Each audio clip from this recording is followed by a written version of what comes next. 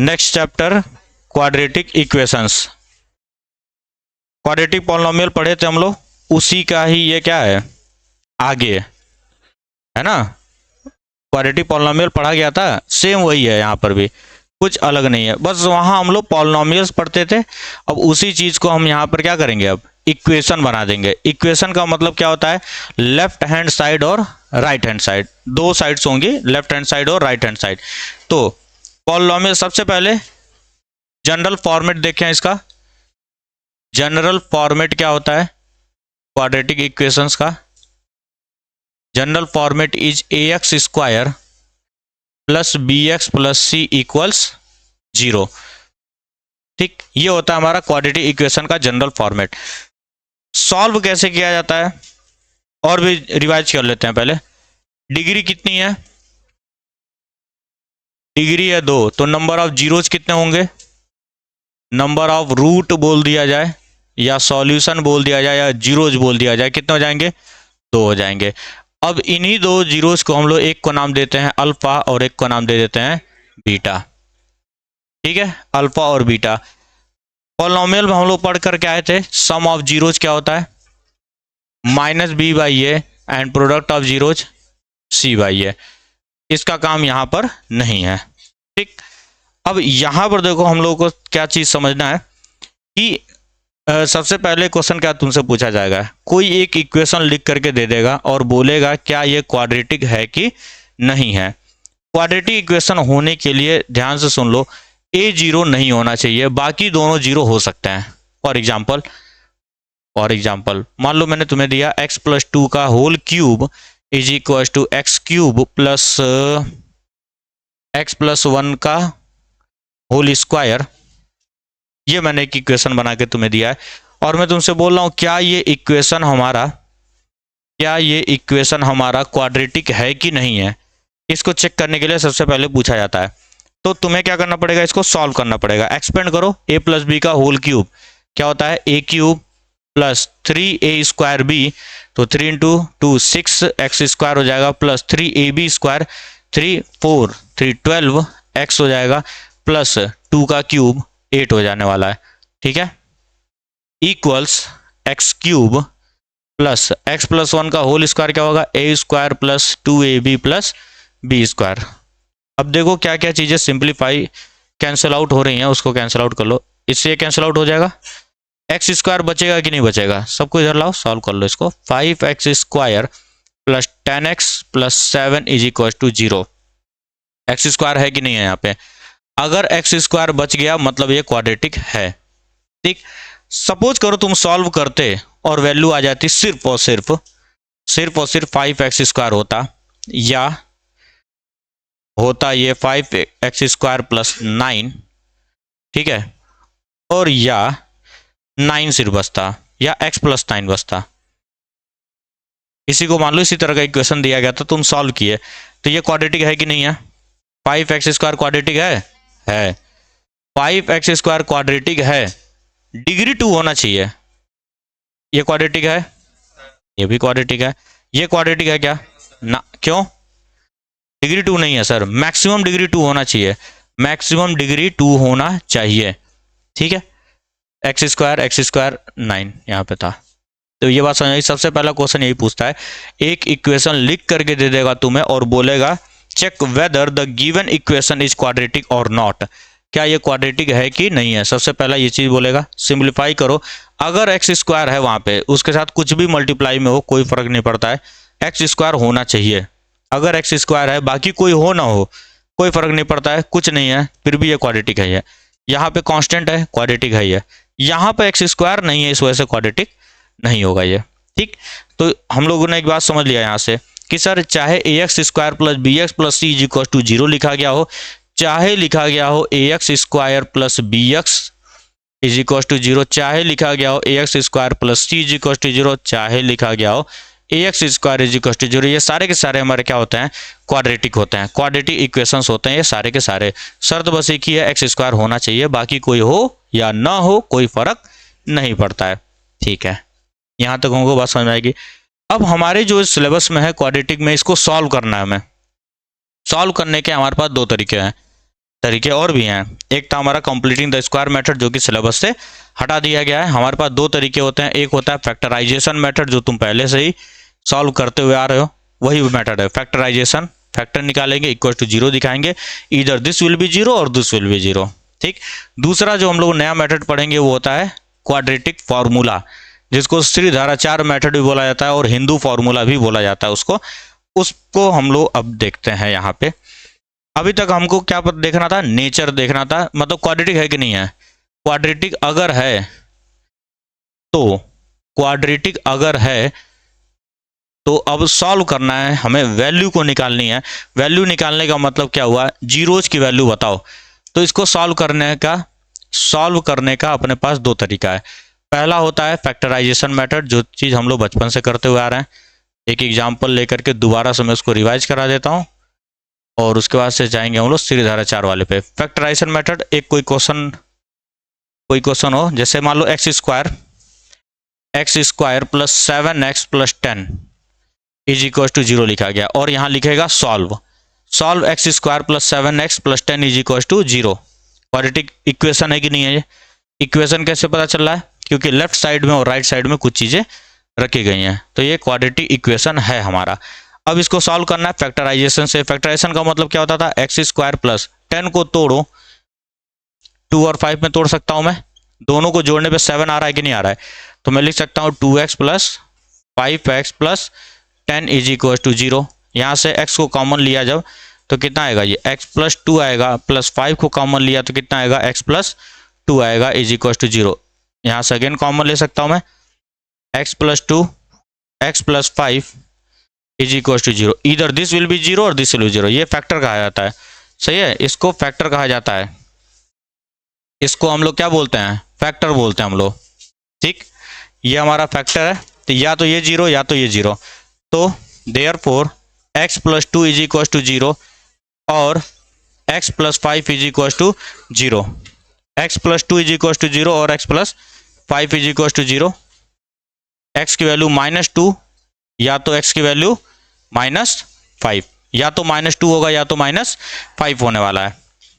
अब इन्हीं दोनों में से किसी एक को तुम अल्फा बोल सकते हो और किसी एक को बीटा बोल सकते हो, चॉइस इज योर्स। कोई फर्क नहीं पड़ता है, तुम इसको अल्फा बोलो या इसको अल्फा बोलो। एक किसी को अल्फा बोलेंगे तो दूसरा अपने आप क्या हो जाएगा, बीटा हो जाने वाला है। तो देयरफॉर अल्फा की वैल्यू क्या हो जाएगी यहां से -2 एंड बीटा की वैल्यू क्या हो जाएगी -5। ये मेथड हमारा होता है फैक्टराइजेशन मेथड, जो कि तुम पहले से सॉल्व कर चुके हो। ठीक, इसलिए इस पर ज़्यादा टाइम हम लोग वेस्ट नहीं करेंगे। अब हमको जो सेकंड मेथड जो पढ़ना है वो हमारे लिए इंपॉर्टेंट है, श्रीधाराचार्य फॉर्मूला, या उसी को क्वाड्रेटिक फॉर्मूला भी बोलते हैं, या उसी को हम लोग हिंदू फॉर्मूला भी बोला जाता है। तो अब आओ जरा, सेकंड जो मेथड होता है सॉल्व करने का वो होता है हमारा क्वाड्रेटिक फॉर्मूला। क्वाड्रेटिक फॉर्मूला या इसी को हम लोग श्रीधाराचार्य नाम से भी जानते हैं, श्रीधाराचार्य फॉर्मूला भी बोलते हैं हम लोग, या इसी को हिंदू फॉर्मूला भी बोला जाता है, वो नाम नहीं लिखूंगा मैं यहाँ पे। अब क्वाड्रेटिक फॉर्मूला बनाया कैसे गया था, ये बनाया गया था कंप्लीटिंग द स्क्वायर मेथड से। कंप्लीटिंग द स्क्वायर मेथड जो हमारा होता था उसी से बनाया गया था श्रीधाराचार्य फॉर्मूला। रेगुलर क्लासेस जब चल रही थी उस समय बताया था कैसे आता था, अभी बताया नहीं जाएगा क्योंकि टाइम वेस्ट होगा फालतू में वो। ठीक है, हमें बस क्या करना है, रिवीजन पर्पज से चलना है कि क्वेश्चंस कोई गलत ना हो हमसे, क्योंकि श्रीधाराचार्य का प्रूफ तुमसे कहीं नहीं पूछा जाएगा। ठीक, जहां प्रूफ पूछा जाएगा वहां मैं डिफाइन करके बताऊंगा उसको। श्रीधाराचार्य फॉर्मूला क्या बोलता है, अब यहां पे हम लोग को फैक्टर्स निकालने थे, टाइम लगता था। कई ऐसे नंबर्स होते हैं जिनका फैक्टर करना पॉसिबल ही नहीं है, सही है ना, पॉसिबल ही नहीं है या टाइम कंज्यूमिंग होता है। तो इसी से बचने के लिए हमने एक फॉर्मूला बनाया जिसको बोलते हैं हम लोग कैसे, अल्फा बीटा की वैल्यू आती है -b plus minus √b² -4ac divided by 2a। ठीक, जहां पे a b c का मतलब क्या है, कोफिशिएंट्स हैं। a किसका कोफिशिएंट है, x² का, b किसका कोफिशिएंट है, x का, c क्या है, कांस्टेंट टर्म है। सबको ये बात पता है, a b c की वैल्यू। अब मैं इसी क्वेश्चन को x² प्लस 7x प्लस 10 को ही वहां पे रख करके चेक करके तुमको दिखाता हूं यहाँ पे। तो अल्फा का बीटा की वैल्यू -b का मतलब कितना है 7 है plus minus root over b square का मतलब 7 का स्क्वायर माइनस 4, ए का मतलब 1 है, जब कुछ नहीं तो 1 है, सी का मतलब 10 है, डिवाइडेड बाई 2a, ए का मतलब 1 है। यहां तक ऐसे लिख लेंगे। अब इसको सिंप्लीफाई करते हैं, इसको सिंप्लीफाई किया जाए, -7 प्लस माइनस रूट ओवर 7 का स्क्वायर 49 माइनस 40 डिवाइडेड बाई 2, और सिंप्लीफाई करेंगे प्लस माइनस 49 माइनस 49 हो जाएगा अपॉन में 2, -7 प्लस माइनस 3/2। सही। अब अल्फा जब लिखोगे तो एक बार प्लस ले लेना और एक बार माइनस ले लेते हैं। प्लस माइनस का मतलब यही होता है, एक बार प्लस लिया जाएगा और एक बार माइनस लिया जाएगा। तो देयरफॉर अल्फा की वैल्यू क्या हो जाएगी, -7 प्लस 3/2। तो बीटा की वैल्यू क्या हो जाएगी, -7 माइनस 3/2। तो इसको जब सॉल्व करोगे तो कितना होगा, -7 प्लस 3 -4, -4/2 -2 आ जाएगा, और बीटा की वैल्यू क्या हो जाएगी, -10 -5। तो अल्फा हमारा आ गया -2 और बीटा आ गया हमारा -5, जो कि पहले भी निकाला गया था। अल्फा हमारा -2 और बीटा क्या है हमारा -5 है। ये हमारा फॉर्मूला हो गया, फॉर्मूले से निकाला जाएगा। अब अगर एग्जाम में बोला ना गया हो किस मेथड से सॉल्व करना है, सिंपल तुमको लिखा गया हो एग्जाम में सॉल्व, सिर्फ लिखा गया हो सॉल्व, तो तुम चाहे फैक्टराइजेशन से करो, चाहे तुम फॉर्मूला से करो, चाहे फैक्टराइजेशन से करो चाहे फॉर्मूला से करो, आंसर वही रहने वाला है। लेकिन अगर लिख they solve by quadratic formula या श्रीधराचार्य फार्मूला या बाई फैक्टराइजेशन, तब तो तुमको उसी मेथड से ही करना पड़ेगा। अब यहां पर अगर एक चीज को तुम नोटिस कर रहे होगे, बी स्क्वायर -4ac लिखा है कि नहीं, और रूट के अंदर भी है कि नहीं है वो, और बी स्क्वायर -4ac को अगर सॉल्व करोगे तो एक नंबर मिलेगा कि नहीं मिलेगा। वो नंबर क्या क्या हो सकता है, पॉजिटिव भी हो सकता है, निगेटिव भी हो सकता है, और जीरो भी हो सकता है कि नहीं। क्यों जीरो हो सकता है सर, क्योंकि समथिंग माइनस समथिंग लिखा गया है कि नहीं। अगर ये बी स्क्वायर और 4ac दोनों की वैल्यू बराबर हो जाती है, ठीक, जैसे मान लो यहाँ 49 था, यहाँ भी 49 अगर हो गया होता तो वैल्यू जीरो हो जाती। ठीक, ये भी पॉसिबिलिटी है कि नहीं है कि ये वैल्यू बड़ी हो गई होती, ये भी बड़ी हो जाती वैल्यू। अगर ये वैल्यू बड़ी हो जाए तो रूट के अंदर क्या हो जाएगा, निगेटिव आ जाएगा कि नहीं। रूट के अंदर निगेटिव आते ही पाप हो चुका है कि नहीं, क्लास 10th के अकॉर्डिंग पाप है वो। क्यों, इमेजिनरी नंबर, रूट के अंदर निगेटिव कभी सॉल्व नहीं हो सकता है क्लास 10th के अकॉर्डिंग। अगर हम लोग चल रहे हैं तो हायर क्लास में जाओगे रूट को भी हम लोग सॉल्व करते हैं, हायर क्लास में जाओगे रूट को भी सॉल्व किया जाएगा। तो सर यहां से अब केसेस अराइज होते हैं इस बी स्क्वायर -4ac की वजह से। ये हमारा जीरो भी हो सकता है, पॉजिटिव हो सकता है और निगेटिव भी हो सकता है।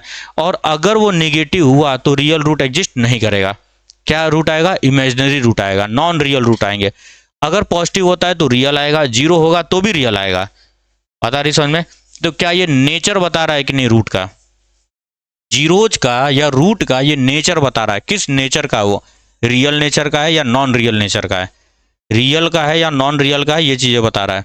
तो जब भी किसी भी क्वेश्चन में तुमसे नेचर ऑफ रूट के बारे में पूछा जाए कि एग्जिस्ट करेगा कि नहीं करेगा, जब भी एग्जिस्टेंस ऑफ रूट की अगर बात करता है तो हम लोग बी स्क्वायर -4ac की वैल्यू निकालते हैं, जिसको मैं एक नया पैरामीटर बोलूंगा डिस्क्रिमिनेंट। क्या नाम देते हैं, डिस्क्रिमिनेंट नाम दिया जाता है उसको। डी से हम लोग रिप्रेजेंट करते हैं, कैपिटल डी से। डिस्क्रिमिनेंट होता है हमारा b square -4ac। Discriminant, discriminant capital D, जिसको बोला गया बी स्क्वायर -4ac। और अभी अभी हमने देखा बी स्क्वायर -4ac की तीनों वैल्यूज पॉसिबल हैं। Can be greater than zero, can be greater than zero, can be equal to zero, can be less than zero. Less than zero भी हो सकता है, ग्रेटर देन जीरो भी हो सकता है, और इक्वल टू जीरो भी हो सकता है। जब ग्रेटर देन जीरो हुआ मतलब ये पॉजिटिव वैल्यू है कि नहीं है, रूट के अंदर क्या आया, positive value. Greater than zero का मतलब क्या होता है, पॉजिटिव वैल्यू। रूट के अंदर अगर पॉजिटिव आता है तो तुम सॉल्व कर लोगे, या तो वो रैशनल होगा या तो इरेशनल होगा। रियल तो है ना, रियल है वो। तो यहां पर हम लोग क्या लिखते हैं फिर, real and distinct roots. Distinct क्यों बोला गया, क्योंकि अलग अलग है, डिस्टिंक्ट रूट्स। जैसे यहाँ पे देखो ये 3 आया है कि नहीं, √9 3 आया है कि नहीं आया है। 3 एक रियल नंबर है, 3 एक रियल नंबर है। तो सर -7 में 3 जोड़ूंगा और -7 में से 3 घटाऊंगा तो अलग अलग वैल्यू आएगी कि नहीं आएगी। डिस्टिंक्ट का मतलब ही होता है डिफरेंट। डिस्टिंक्ट का मतलब होता है डिफरेंट। अब अगर डी की वैल्यू जीरो हो जाए, मान लो यहाँ पे जीरो बन जाता है, रूट ऑफ जीरो जीरो होता है। अब -7 प्लस जीरो करूँ चाहे -7 माइनस जीरो करूँ, किसी भी नंबर में तुम जीरो जोड़ो चाहे जीरो घटाओ, कोई फर्क पड़ेगा क्या उसको? कोई फर्क नहीं पड़ने वाला है। तो इसीलिए यहाँ पे क्या होता है, रियल तो होगा अभी भी है, एंड इक्वल रूट्स हो जाते हैं, रियल एंड इक्वल रूट्स हो जाएंगे, क्योंकि कोई फर्क नहीं पड़ने वाला, दोनों जीरो बराबर होंगे। लेस देन जब जीरो होगा तो ये हो जाता है नॉन रियल रूट्स।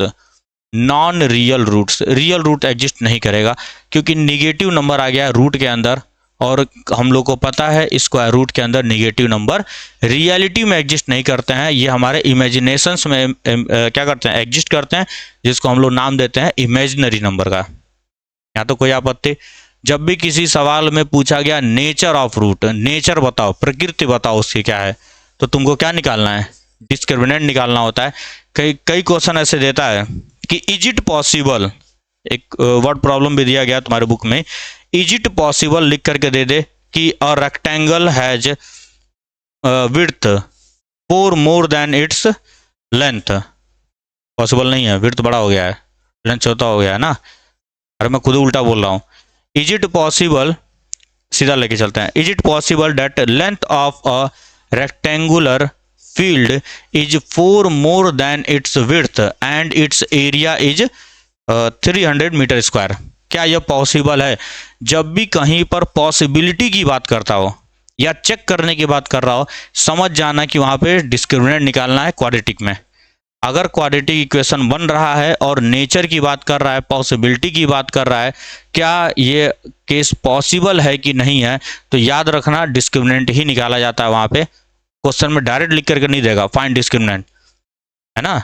इतना भी वो बच्चा मत समझना बोर्ड को कि डायरेक्ट वो लिख के देगा फाइंड डिस्क्रिमिनेंट।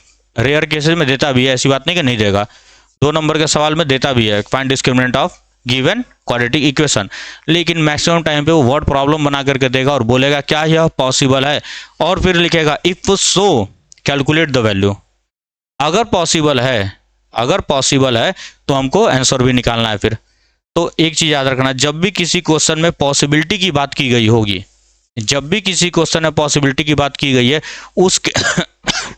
उसके बाद रूट को निकलवा रहा है, पॉसिबिलिटी के बाद रूट को अगर निकलवा रहा है तो समझ जाना सिर्फ जरा 4 ही लगाना है, तब फैक्टराइजेशन तुमको नहीं करना है। सबसे पहले तुम डी की वैल्यू निकालोगे, अगर डी ये दोनों हुआ तो मतलब एग्जिस्ट करेगा, और एग्जिस्ट करेगा तब हम इस मेथड से निकालते हैं उसको। अब कुछ क्वेश्चंस को देखा जाएगा। नेक्स्ट क्वेश्चन दिया गया है, find the root of quadratic equation x square minus 0.04 equal 0। 2020 CBSE का ये क्वेश्चन पूछा गया है। अब यहां पर एक चीज समझ लो क्या करना है, जब भी क्वेश्चन में x न दिया गया हो, मींस x का कोफिशिएंट अगर गायब है, ध्यान से सुन लो जो बोल रहा हूं, अगर किसी भी क्वेश्चन में तुम्हारा ax square plus c is equal to 0 वाला फॉर्मेट दिया गया है, हमेशा याद रखना, यहां पर बनाते हैं हम लोग यूज, माइनस में ही देगा, ये हमेशा माइनस में ही देगा, use a square minus B square is equal to a plus b and a minus b. NCERT में भी सेम इसी तरह क्वेश्चन दिया गया, टी स्क्वायर माइनस 15 करके, सेम वही क्वेश्चन है ये, टी स्क्वायर माइनस 15 करके एनसीईआरटी में क्वेश्चन दिया गया है, सेम वही तो क्वेश्चन है ये। अरे कहीं दिया गया पॉलिनोमियल और क्वाड्रेटिक इक्वेशन दोनों एक ही तो है। तो क्वेश्चन में क्या दिया गया हमको, X square minus 0.04 is equal to 0 दिया गया है। तो सर अभी अभी बताया गया कि अगर x नहीं है, सिर्फ एक्स स्क्वायर है और एक कांस्टेंट टर्म लिखा गया है, तो हम इसको बनाएंगे a square minus B square. X square minus 0.2 का स्क्वायर होता है कि नहीं है, 0.2 का स्क्वायर ही तो है 0.04। अगर सपोज करो एनसीईआरटी का भी क्वेश्चन लेता हूं मैं, T square minus 15 is equal to 0 लिखा गया है, तो simple T square minus root 15 का स्क्वायर कर लो, तुमको बस A square minus B square बनाना है। अगर नहीं बन रहा है तो रूट दो, रूट दे दो उसको, रूट दे करके स्क्वायर चढ़ा दो उसके ऊपर, कोई दिक्कत है क्या उसमें? यहाँ पे परफेक्ट स्क्वायर दिख रहा था तो मैंने 0.2 बना दिया। अब क्या है ये, a square minus B square है, तो हम लोग पढ़े हैं a plus b and a minus b is equal to 0, इधर दिस विल बी 0 और दिस विल बी 0। तो x की वैल्यू क्या हो जाएगी, माइनस 0.2 और x की वैल्यू क्या हो जाएगी प्लस 0.2, तो यहाँ पे x की वैल्यू क्या बोल सकता हूँ प्लस माइनस 0.2, तो x की वैल्यू क्या आ जाएगी प्लस माइनस 0.2 आ जाएगा। घटिया सवाल में तुम लोग दिक्कत करते हो। इस क्वेश्चन में दिया गया है कि find the for what value of k the roots of the equation x square plus 4x plus K equal 0 are real. क्या फिर से नेचर की बात कर दिया कि नहीं कर दिया कि रूट रियल है, रूट्स क्या हैं रियल हैं। अब याद करो रियल रूट दो केसेस में होता था, जब डिस्क्रिमिनेंट की वैल्यू ग्रेटर देन 0 होती थी और डिस्क्रिमिनेंट की वैल्यू इक्वल टू 0 होती थी। तो अगर कभी भी सवाल में सिर्फ और सिर्फ रियल लिख करके दिया गया होगा, अब मैं नहीं लिख रहा हूं on comparing with ax square plus bx plus c equal to 0 we get, मैं डायरेक्ट लिख रहा हूं a की वैल्यू 1 है, b की वैल्यू 4 है, c की वैल्यू k है। फॉर रियल रूट अगर सिर्फ रियल लिख करके दिया गया होगा बाबू, तो क्या करोगे डिस्क्रिमिनेंट इज ग्रेटर देन और इक्वल टू 0 होगा, सिर्फ ग्रेटर देन नहीं होगा, क्योंकि greater than real and distinct का केस होता है, इक्वल टू 0 क्या होता है रियल एंड इक्वल का केस होता है, ग्रेटर देन और इक्वल का मतलब पूरा रियल का केस है, अलग अलग लेकर के सॉल्व नहीं किया जाएगा। अब ये नहीं कि D greater than 0 D equal to 0, एक ही में दोनों सॉल्व होगा। जितने लोग भी ये इनइक्वालिटी नहीं बनाए हो ढंग से बना लो। डिस्क्रिमिनेंट की वैल्यू क्या होती है बी स्क्वायर माइनस 4ac, उसका अगले स्टेप में क्या करेंगे फॉर्मूला लिखते हैं हम लोग, फॉर्मूले में वैल्यू पुट करो 4 का स्क्वायर, एक एक स्टेप को कायदे से लिखा करो, हड़बड़ाने की जरूरत नहीं है। Greater than equal to 0, 16 minus 4k is greater than और इक्वल टू 0। आती बात समझ में, ये 4k उधर जाएगा तो क्या हो जाएगा 16, सिंबल ऐसे बना हुआ है ये 4k, डिवाइड करूंगा तो क्या हो जाएगा 4k हो जाएगा कि नहीं। इसका मतलब क्या हुआ लेस देन है कि ग्रेटर देन है, कौन ग्रेटर है 4 किससे k से, इसी को तुम ऐसे भी लिख सकते हो, और k चोंच इसी की तरफ है, k लेस देन और equal to 4, k less than और इक्वल टू 4, आंसर क्या आएगा k लेस देन और इक्वल टू 4। सबका ये आया था कि उल्टा सीधा लाए वो लोग, ग्रेटर देन लेकर आया सब, देखो लो नहीं क्या लाया है ग्रेटर देन। अब किसका साइन नहीं चेंज होगा, इसको इधर ले गया तो कहां साइन चेंज होगा। निगेटिव नंबर से जब मल्टीप्लाई करोगे तब साइन चेंज होता है, मैंने निगेटिव नंबर से मल्टीप्लाई नहीं किया है। निगेटिव नंबर से जब मल्टीप्लाई करते हैं हम लोग तब इनइक्वालिटी का साइन पलटता है। 3 इज ग्रेटर देन 2 सत्य है,